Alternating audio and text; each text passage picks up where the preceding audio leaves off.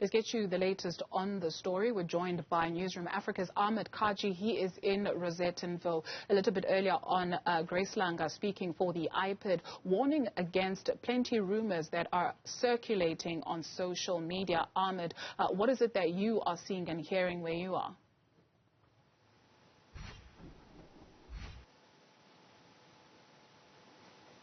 Things have quietened down significantly, with it marking just under 24 hours since the horrific shooting which occurred here for the residents in Rosettenville. As we do know from overnight reports, there was a group of 25 suspects, 8 of whom were killed yesterday during the shootout, 8 of whom were arrested, and the 9 remaining still being on the run and police carrying out the manhunt. Over on the main road where the shooting had taken place is a school which has been closed for the day. Spokespersons and officials from the school saying that counseling is being offered to pupils, but not giving us any further details as to what other concrete steps will be taken at the school as well. Where I am currently stationed is one of the houses where one of the shootouts had taken place. From the main road, the suspects have jumped over 1 or 2 walls, and then subsequently some of it ending over here as well. I think let's just maybe take you through what we will be seeing as well. I'm going to take a quick step to my right-hand side to give you complete visuals as well. As we make our way into the household, I'm just going to mention that on the road throughout this area, you will see about 3 by 3 centimeter Ziploc bags. And in those bags, normally you would be finding drugs which are more or less traded between those who are users and those who are dealers. So on that front, that just shows that there is some sort of drug dealing in and around the area. And the Rosettenville region is notorious for having drug dealers in and around this particular area as well. In terms of what we have in this house over here, you will see the windows shattered. That is all from the gunfire which had taken place yesterday. We had spoken to one of the residents and one of the builders of this house who was in the property and in this particular household at the time when the shooting had taken place. The person who didn't want to be named just spoke a lot around what had taken place, saying that they were in the household at the time and people were more or less on that front. There was the shootout which had taken place between police and the suspects at that particular time.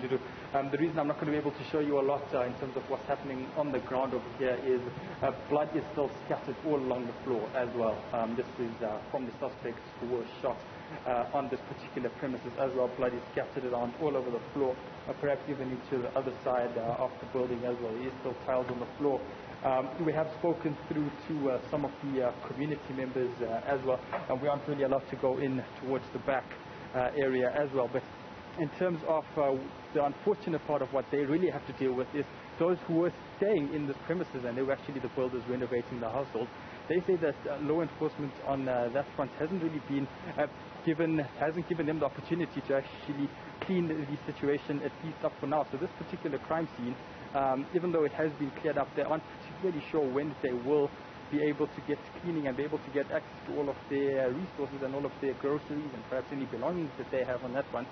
So it seems that in terms of cleaning up a whole lot of blood across the entire household, the people who live here don't really know how they are going to get all of this done. And you can only just imagine what the state of this particular building is. Just from the visuals that we had seen over here, there are a whole lot of insects, a whole lot of flies going through in and around the blood region as well, wherever there is blood scattered across this particular area as well. So in terms of this particular scene, it is relatively tense, and I think it just shows the kind of situation, or at least the kind of experiences that those would have had in there. I think just given the nature of these gunshots as well, and the gunfire, it must have been an absolutely terrifying situation to be in. You will see the flash grenade out on the floor, which is in your shot at this particular moment. And this is normally used by law enforcement to more or less get out any suspects or any criminals that they may be involved in a hostage situation as well. And speaking about those particular hostage situations, there were community members who were involved and who were in this household when the criminals had entered in, and police and law enforcement had followed them into the household as well. So there was that experience of people being held hostage for a amount of time, and they were absolutely traumatized. they just were not willing to speak on record, not even willing to be interviewed. In fact, in some of our conversations we had off camera with them, sometimes they couldn't even get their words out to just show how traumatized they were in this particular situation. And I think that just shows the unfortunate and the difficult situation which the residents had to face over here yesterday at around 2:30 or 3 o'clock. And I think just speaking towards that, we're just going to take a walk around towards my right-hand side as well.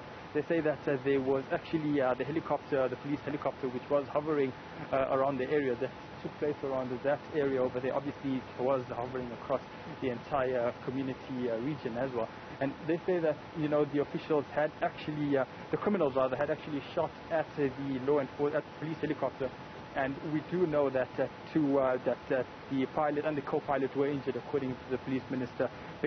He made that announcement yesterday as well. And that just shows the brazenness of this particular attack which took place yesterday. And those police officers are still recovering in hospital. I believe the figure at the moment is 4 police officers who were wounded in yesterday's shootout are recovering in hospital as well. So I think on that front, this is more or less the picture which we have seen.